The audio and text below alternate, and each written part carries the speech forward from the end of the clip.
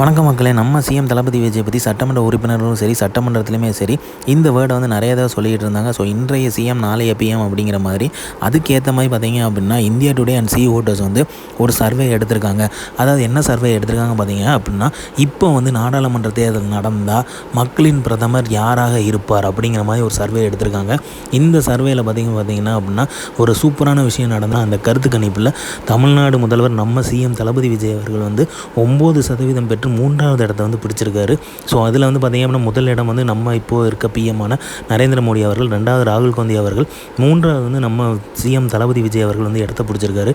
So எல்லாருமே சொல்கிற மாதிரி பார்த்திங்க அப்படின்னா இன்றைய சிஎம் நாளைய பிஎம் அப்படிங்கிறது அந்த பாதையை நோக்கி பயணத்தை நோக்கி தான் போயிட்டுருக்கா அப்படிங்கிறது வந்து அவங்களே வந்து கேட்டிருக்காங்க. ஸோ இது வந்து பார்த்திங்க அப்படின்னா எழுச்சிமிக்கும் விஷயமாக பார்க்கப்படுது. ஏன்னா 3 மாதத்தில் நம்ம சிஎம் வந்து ஆட்சி அமைச்சு வந்து 3 மாதம் ஆகுது.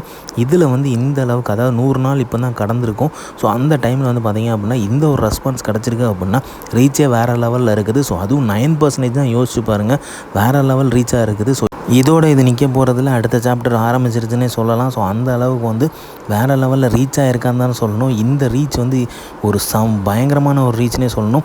சம்பவம் பண்ணியிருக்காங்க அப்படிங்கிறதே சொல்லணும். ஏன்னா வந்து அவங்க வந்து இந்தியா லெவலில் எடுத்திருக்காங்க. அடுத்த பிரதமர் யார் அப்படிங்கிறது வந்து அதே மாதிரி பார்த்திங்க அப்படின்னா இப்போ இருக்க பிஎம்மை தவிர்த்து யார் வருவா அப்படிங்கும்போது ராகுல் காந்தி வந்து அவருக்கு 27%, நம்ம சிஎம் தளபதி விஜய் 12% எடுத்திருக்காங்க. ஸோ அதை பார்க்கும்போது பார்த்திங்க அப்படின்னா நிறைய ஹோப் வந்து வச்சுருக்காங்க போல். இந்தியா லெவலில் வேறு லெவலில் ரீச் ஆகிருக்காரு. தமிழ்நாட்டை தாண்டி இந்த மாதிரியான ஒரு ரீச்சை வந்து யாருமே எதிர்பார்த்துருக்க மாட்டாங்க. ஸோ சம்பவம் வந்து காத்துட்ருக்குன்னு தான் சொல்லணும். அடுத்த சாப்டர் ஓப்பன் ஆக போதா அப்படிங்கிறதுமே நம்ம வெயிட் பண்ணி பார்க்க வேண்டியதாக இருக்குது. ஸோ ஃபேஸ் 2 வந்து ஆரம்பிக்க போகிறாங்களா? ஏன்னா வந்து பார்த்திங்க அப்படின்னா நீங்கள் வந்து தமிழ்நாடு அரசியலை வந்து ஒரு 2 வருஷத்துக்கு முன்னாடி எடுத்து பார்த்திங்க அப்படின்னா இதே ரிசல்ட்டு தான் வந்து காமிச்சிருப்பாங்க அந்த சர்வேயில். ஸோ நம்ம தளபதி சிஎம் விஜய் அவர்கள் வந்து 8% இல்லை 9% பெறுவார் அப்படிங்கிற மாதிரி காமிச்சிருப்பாங்க. ஸோ அந்த ஹிஸ்ட்ரி வந்து இப்போ வந்து நடந்தது என்ன அப்படிங்கிறது நமக்கு தெரியும். ஸோ அதை மாதிரி பார்க்கும்போது இப்போ வந்து என்ன நடக்க போகுது அப்படிங்கிறத வந்து கேல்குலேட் பண்ணி பார்க்க ஆரம்பிச்சிட்டாங்க எல்லாருமே. டிவிகேன்ஸாக இருக்கட்டும், தொண்டர்களாக இருக்கட்டும், தோழர்களாக இருக்கட்டும், தளபதியன்ஸாக இருக்கட்டும், எல்லாருமே கேல்குலேட் பண்ண ஆரம்பிச்சிட்டாங்க. இந்த பயணம் அதாவது இந்த சாப்டரை வந்து இப்படி ஒன்று சர்வே வந்து வேறு லெவலில் அசத்திருக்கு.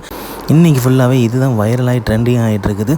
ஸோ இன்றைய சிஎம் நாளைய பிஎம் அப்படிங்கிறது வந்து வேறு லெவல் சம்பவம் பண்ணிகிட்ருக்கு. ஸோ தளபதி விஜய் அவர்களை பற்றி இன்னும் தெரிஞ்சுக்கிறதுக்கு லைக் பண்ணுங்கள், ஷேர் பண்ணுங்கள், ஃபிலிமா சேனலை சப்ஸ்கிரைப் பண்ணுங்கள். தேங்க்யூ.